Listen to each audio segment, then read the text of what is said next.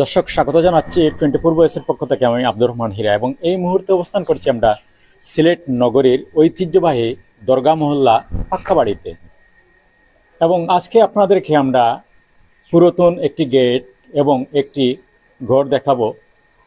এই গেটটি হচ্ছে আমার পিছনে একটি গেট দেখছেন আপনারা। গেটটি নির্মাণ হয়েছে 1918 সালে, অর্থাৎ প্রথম বিশ্বযুদ্ধের ঠিক শেষ সময়।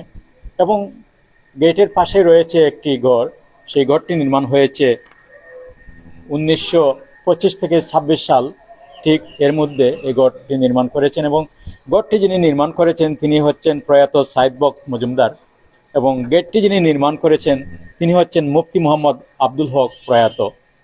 আমরা এই গেট এবং এই ঘর নিয়ে বিস্তারিত জানার চেষ্টা করব। এখন এই বাড়িতে যে প্রজন্ম আছেন আমরা ওনাদের কাছ থেকে জানব ইতিহাস ঐতিহ্যের সাক্ষী এই গেট এবং একটি ঘর কালের নীরব সাক্ষী হয়ে এখনো দাঁড়িয়ে রয়েছে। আমরা এই দুটি স্থাপনা নিয়ে বিস্তারিত জানার চেষ্টা করব। আপনারা আমাদের সাথে থাকুন। আমরা সিলেটের ইতিহাস ঐতিহ্য নিয়ে কাজ করার চেষ্টা করছি, তারই ধারাবাহিকতা আজকে আমরা সিলেট নগরীর ঐতিহ্যবাহী দরগা মহল্লার পাক্কাবাড়িতে অবস্থান করছি।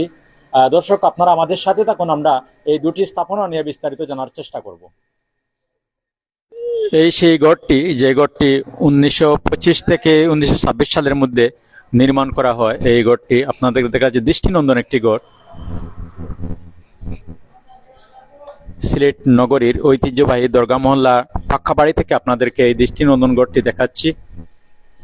এবং এই ঘরটি তারা তাদের পূর্বপুরুষের স্মৃতি হিসাবে আজ অব্দি এভাবে রেখেছেন ঘরটি যত্ন সহকারে। পুরো ঘরটি আপনাদেরকে দেখাচ্ছি।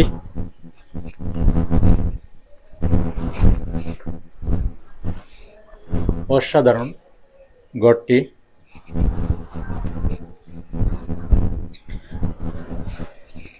ইতিহাস ঐতিহ্যের নীরব সাক্ষী এই ঘরটি।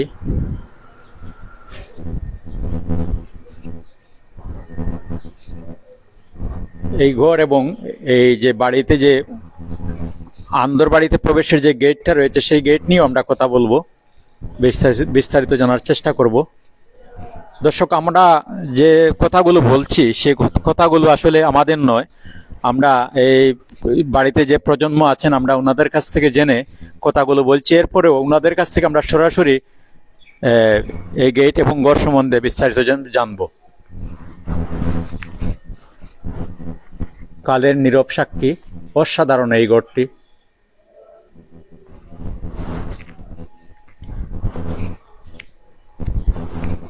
ঘরের ভিতরে আমরা প্রবেশ করতে পারছি না, তবে ঘরের বাইরে থেকে আপনাদেরকে এই দৃষ্টিনন্দন ঘরটি দেখাচ্ছি।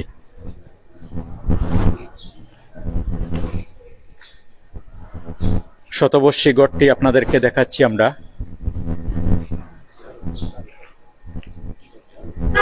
আর আপনাদেরকে দেখাচ্ছি যে দরজায় যে কারুকাজ রয়েছে। আমরা ভিতরে প্রবেশ করতে পারছি না, তো বাইরে থেকে আপনাদেরকে দেখাচ্ছি। অবশেষে আমরা ঘরের ভিতরে প্রবেশ করছি। আমরা প্রথমেই আপনাদেরকে দরজার উপরে যে কারুকাজ, দৃষ্টিনন্দন কারুকাজ, সেগুলো দেখাচ্ছি। এবং আমরা ঘরের বারান্দা দেখাচ্ছি আপনাদের। এই শতবর্ষী ঘরের আমরা প্রবেশ করছি ঘরের ভিতরে। অসাধারণ একটি ঘর। আমরা আপনাদেরকে ঘরের ছাদ দেখাচ্ছি, কাঠের ছাদ। পুরো ঘরটি দেখাচ্ছি আপনাদের। দৃষ্টিনন্দন একটি শতবর্ষী ঘর।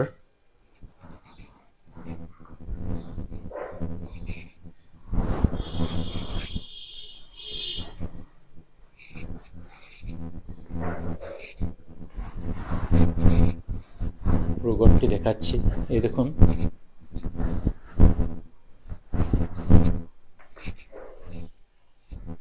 এই আরেকটি রুমের প্রবেশদ্বার।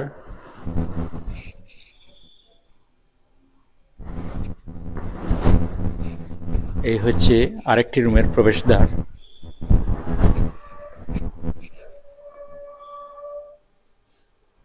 এই হচ্ছে দরজার কারুকাজ, কিন্তু দেয়াল হচ্ছে পুরো 20 ইঞ্চি চৌড়া দেয়ালের। এই দেখুন, দেয়ালের চৌড়া 20 ইঞ্চি।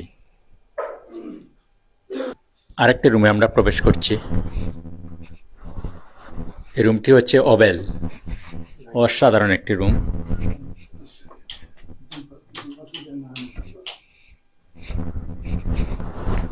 এই দেখুন,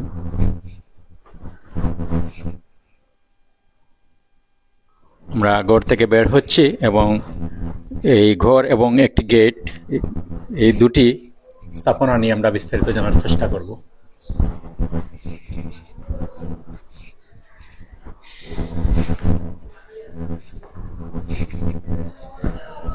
অসাধারণ একটি ঘর আপনাদেরকে দেখানোর চেষ্টা করছি।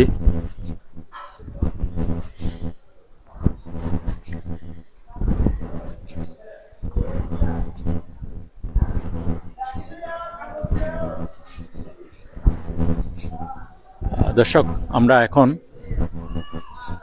এই দুটি স্থাপনা নিয়ে কথা বলছি, আপনারা আমাদের সাথে থাকুন। 24 বয়েসের পক্ষ থেকে আপনাকে স্বাগত জানাচ্ছি। আপনি যদি একটু বলেন যে এই গড়টি কে নির্মাণ করেছিলেন এবং কত সালে গড়টি নির্মাণ হয়েছিল? আচ্ছা, আসসালামু আলাইকুম।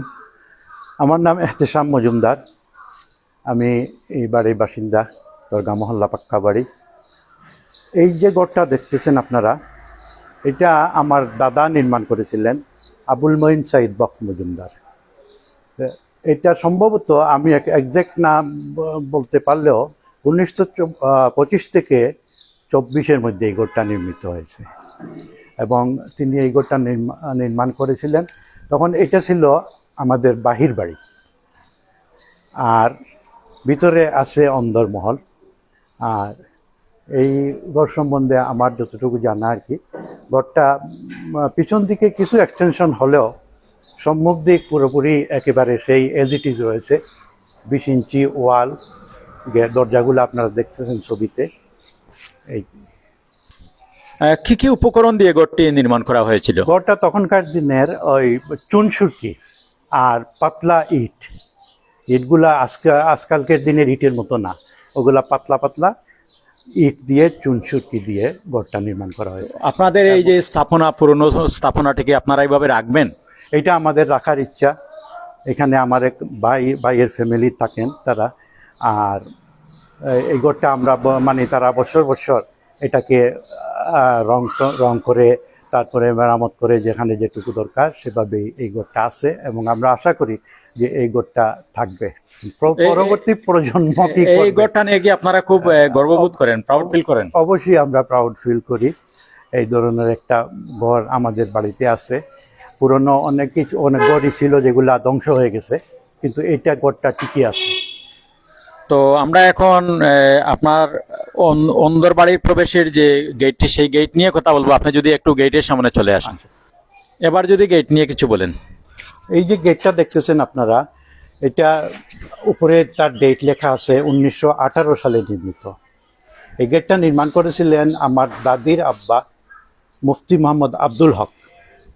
এই গেটটা আরও গর্জিয়াস ছিল, মোমবাতি দানি টানি এগুলা ছিল গেটে পুরান আমলের, কিন্তু আমরা কালের প্রয়োজনে, রাস্তাঘাট বড় করার প্রয়োজনে এটাকে আমরা একটু রিনোভেশন করেছি, কিন্তু তার মূল স্ট্রাকচারটা আমরা যেভাবে আছে সেইভাবে রাখছি এবং আমরা রক্ষণাবেক্ষণ করতেছি। এই গেটটাও চুনচুরকি দিয়ে নির্মিত আর ওই পাতলা ইট দিয়ে। আর এই গেটের সাথে ছিল 20 ইঞ্চি ওয়াল, পুরো বাউন্ডারি, বারবাড়ি এবং ভিতর বাড়ি আলাদা করার জন্য।